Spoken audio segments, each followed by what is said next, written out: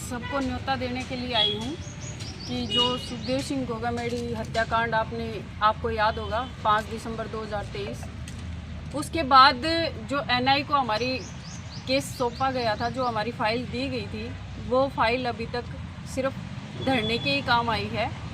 जितने हत्यारे थे वो सीसीटीवी की खोज से जो 3 पकड़े थे उन्हीं को बिठा रखा है। एनआई ने अपना कोई भी कार्य ऐसा नहीं किया जिससे हमें संतुष्टि मिले।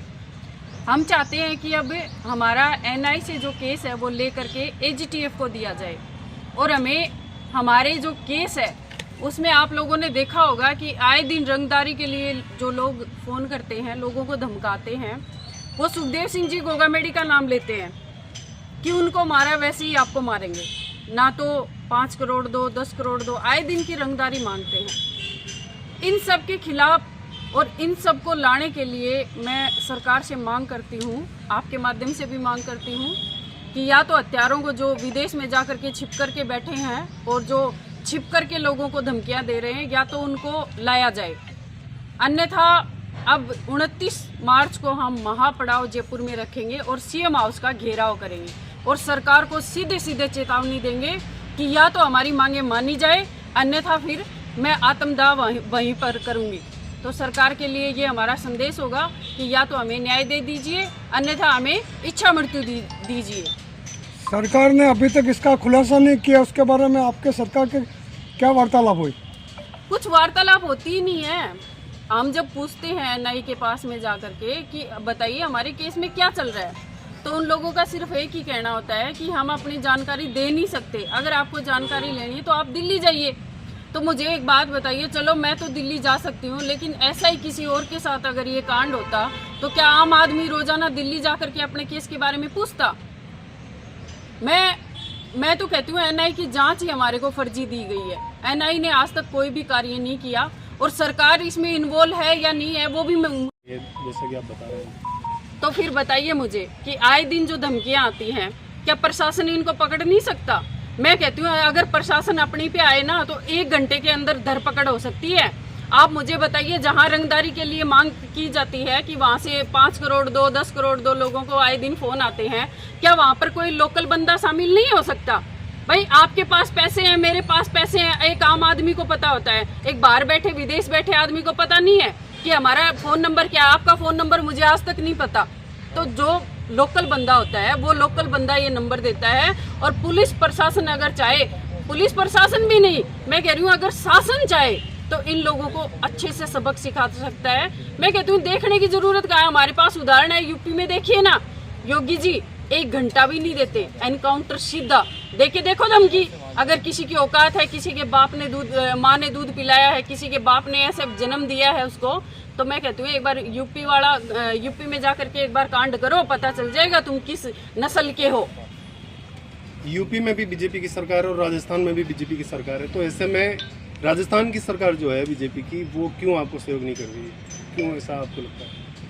वैसे तो देखिए, कहना तो नहीं चाहिए क्योंकि वो भी हमारे प्रदेश के मुख्यमंत्री हैं, राजा हैं, प्रतिष्ठित व्यक्ति हैं, लेकिन मैं कहती हूँ जो आम जनता की आवाज़ है तो वही मेरी भी आवाज़ है कि पर्ची की सरकार चलती नहीं है। कठपुतलियाँ थिरकती हैं, काम नहीं करती। कठपुतलियों को उंगली पे नचाया जाता है, काम नहीं करते वो लोग। तो हमारी सरकार का यही हाल है। बीजेपी सरकार और करनी सेना ने वादा किया था कि राजस्थान की जनता के लिए हम पूरी सुरक्षा देंगे, तो सुरक्षा कहाँ गई? बीजेपी ने सरकार ने दे दी ना हमें सुरक्षा। पहले जब सरकार बनी नहीं और बहुमत से हमारे राजस्थान में जब सरकार आई तो सबसे पहले हत्याकांड करवाया ना सुखदेव सिंह गोगामेडी को, ये हमारी सुरक्षा ही थी और क्या था। सरकार अपना जब भी कोई गेम खेलती है, सरकार जब भी प्रदेश में बनती है, उससे पहले उठा करके देख लो कोई भी आप, मैं कहती हूँ सबसे पहले एक हत्याकांड होता है, उसके बाद सरकार बनती है। तो बीजेपी जीतने का कारण ये जो हत्याकांड हुआ उसमें लिप्त है कुछ लोग? बिल्कुल 100% है। आप मुझे बताओ ना कि जो आदमी खुलेआम चुनौती दे रहे हैं, खुलेआम लोगों को धमका रहे हैं, क्यों बिठा रखा है उनको? अमित शाह जी जहाँ के रहने वाले हैं गुजरात में, वहां पर वो दरिंदे बैठे हुए हैं, उनकी सिक्योरिटी है Y+ की, Z+ की, क्यों? आम जनता को मरवाने के लिए रोजाना धमकियां देते हैं। अरे मैं कह रही हूँ एक बात बताओ, जेल बनाई किस लिए जाती है? हत्यारों को पकड़ करके उनको सजा देने के लिए, लेकिन उनको फोन दे रखे हैं हमें धमकाने के लिए, लोगों के पास मैसेज करने के लिए। कौन सा कानून भाई? किस चीज का कानून रह गया? कानून तो धज्जियां उड़ गई ना कानून की। अरे कानून देखना है तो विदेशों का देखो, पता चलेगा क्या होता है कानून।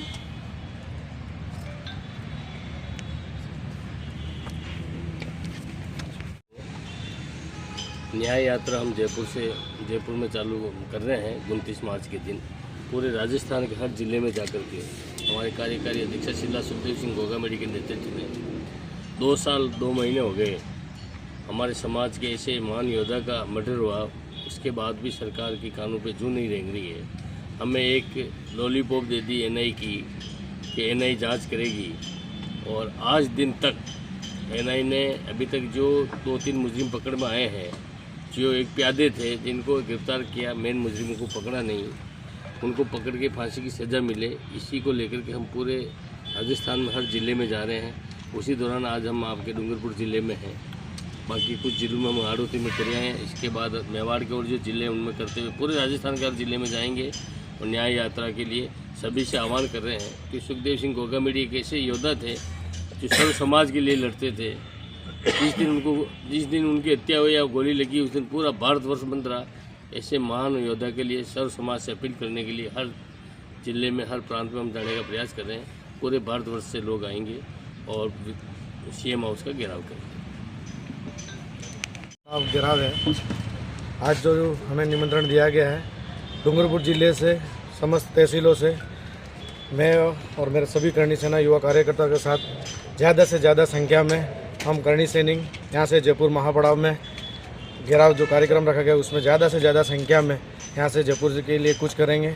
और प्रशासन और विभाग से भी मेरा भी निवेदन है कि जो ये न्याय यात्रा रखी गई है उसका एनआई के द्वारा जल्दी से जल्दी खुलासा करवाया जाए। ज़्यादा से ज़्यादा संख्या में हम डूंगरपुर ज़िले से सर्व समाज को साथ लेके जयपुर के लिए कुछ करेंगे।